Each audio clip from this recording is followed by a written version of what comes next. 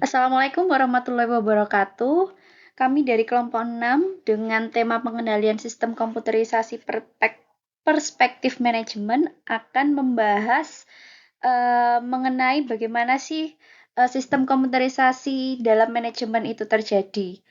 Sebelumnya perkenalkan dulu kami dari yang pertama ada Azizatur Rahma Fatarani, kemudian Victoria Natasha Aprilianti, ketiga Yuvina Yuwan Pratiska, dan yang terakhir saya sendiri Giri Jati Ayu Pramesti. Untuk pembahasan yang pertama akan disampaikan oleh rekan saya. Silakan. Pengendalian perspektif manajemen adalah bagian dari sistem pengendalian intern yang berfokus pada pengawasan dan pengendalian terhadap seluruh kegiatan komputerisasi atau teknologi informasi dalam sebuah organisasi. Berikut beberapa pengendalian yang sangat diperlukan untuk manajemen di suatu perusahaan adalah 1. Pengendalian top manajemen termasuk manajemen sistem informasi. Yang kedua, pengendalian manajemen pengembangan sistem termasuk manajemen program. Yang ketiga, pengendalian manajemen sumber data. Yang keempat, pengendalian manajemen operasi. Yang kelima, pengendalian manajemen keamanan. Dan yang terakhir, manajemen jaminan kualitas. Yang selanjutnya adalah beberapa resiko dalam sistem komputerisasi. Yang pertama, resiko keamanan data seperti hacking, malware, dan penyalahgunaan akses. Yang kedua, resiko kesalahan proses seperti kesalahan pada saat input data. Yang ketiga, resiko ketergantungan teknologi. Yang keempat, resiko fraud tinggi jika tidak adanya kontrol yang memadai. Dan yang terakhir, kepatuhan jika sistem tidak sesuai dengan peraturan yang berlaku. Selanjutnya, pengendalian internal dalam sistem komputerisasi. Yang pertama ada pengendalian umum, berlaku untuk seluruh sistem informasi di organisasi yang bertujuan untuk menjaga keandalan infrastruktur TI.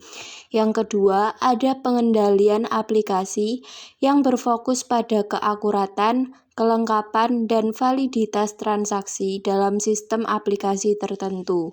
Yang ketiga, ada pemecahan tugas yang memisahkan peran antara pengguna, pengembang, dan auditor sistem.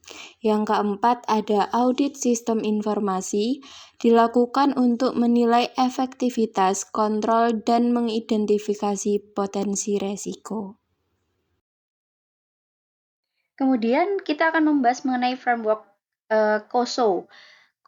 Framework COSO sendiri yaitu model yang dikembangkan oleh Komite of Sponsoring Organization of the Trade Wake Commission di Amerika Serikat yang telah menjadi pedoman penting bagi organisasi untuk merancang, menerapkan, dan memelihara sistem pengendalian internal. COSO sendiri tujuannya yaitu membantu organisasi dalam mencapai keberhasilan dengan menyediakan struktur yang sistematis untuk mengelola resiko. Jadi framework COSO sendiri itu terdapat 5 komponen utama dalam penerapannya, yaitu yang pertama lingkungan pengendalian atau control environment, kedua penilaian resiko atau risk assessment, ketiga kegiatan pengendalian atau control activities, keempat adanya informasi dan komunikasi atau information and communication, dan yang terakhir yaitu pemantauan atau monitoring. Kemudian framework COSO sendiri diimplementasi dalam organisasi dengan memerlukan komitmen dari semua tingkatan manajemen dan pemangku kepentingan. Dan keberhasilannya juga tergantung pada sinergi antara kebijakan, prosedur, dan praktik operasional yang saling mendukung. Sehingga perlu adanya pelatihan dan sosialisasi kepada seluruh karyawan yang sangat penting juga agar semua bisa memahami tujuan dan proses yang ada dalam kerangka kerja ini. Nah, kemudian setelah kita memahami framework COSO sendiri, kita juga perlu memahami bagaimana peran manajemen dalam pengendalian sistem komputerisasi. Pengelolaan dengan manajemen sistem informasi sendiri yaitu pada dasarnya membantu dalam menganalisis data yang diperlukan untuk melaksanakan fungsi manajemen. Sehingga dalam setiap langkah manajemen itu sendiri akan memastikan ke depannya untuk sebuah informasi yang mudah diolah dengan langkah serta software yang tepat untuk kemudian disajikan melalui cara yang dipahami. Maka dapat kita simpulkan bahwa peranan komputerisasi dalam pengendalian yang dilakukan ada 3 poin yang kami angkat di sini, yaitu meningkatkan akurasi data, pemantauan dapat dilakukan melalui pembagian tugas seperti adanya manajer, kemudian pembagian untuk kepala deputi, dan sebagainya. Poin yang kedua, memudahkan koordinasi divisi, misalnya dengan membangun jaringan intranet yang dilakukan seperti divisi IT atau ERP. ERP sendiri itu yaitu komputerisasi yang dibangun sendiri dalam memenuhi kebutuhan manajemen atau bisnis usaha.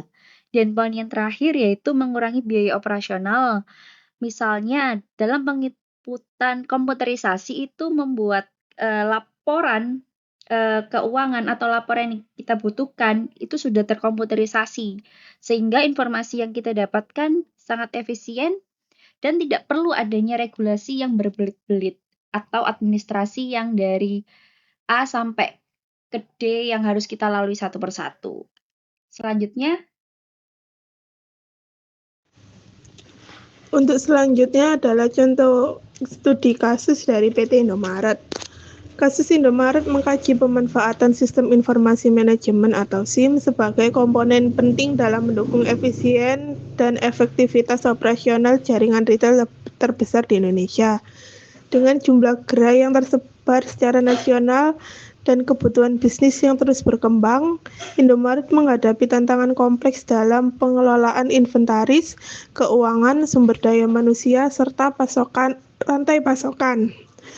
Melalui penerapan SIM yang terintegrasi, Indomaret dapat mengelola data secara real-time untuk membantu proses pengambilan keputusan manajerial, memantau performa toko, dan meningkatkan kepuasan pelanggan. SIM Indomaret mencakup komponen penting seperti perangkat keras dan lunak, basis data, prosedur, jaringan komunikasi, serta kecerdasan manusia sebagai perangkat lunak otak. Teknologi yang digunakan termasuk sistem point of sale atau POS dan perangkat lunak manajemen inventaris berkontribusi pada pengawasan stok yang efisien, pelaporan keuangan yang akurat, dan sistem sumber daya manusia yang terstruktur. Hasil pengamatan menunjukkan bahwa SIM Indomaret berdampak positif terhadap pertumbuhan penjualan, efisiensi biaya, serta peningkatan produktivitas karyawan. Namun demikian, tantangan seperti pelatihan karyawan dan integrasi sistem masih menjadi perhatian penting dalam menjaga kelangsungan dan daya saing bisnis di tengah dinamika industri retail yang terus berubah. Oleh karena itu, SIM tidak hanya menjadi alat bantu teknis tapi juga strategi manajerial yang vital dalam mendukung keberhasilan dan keberlanjutan bisnis Indomaret.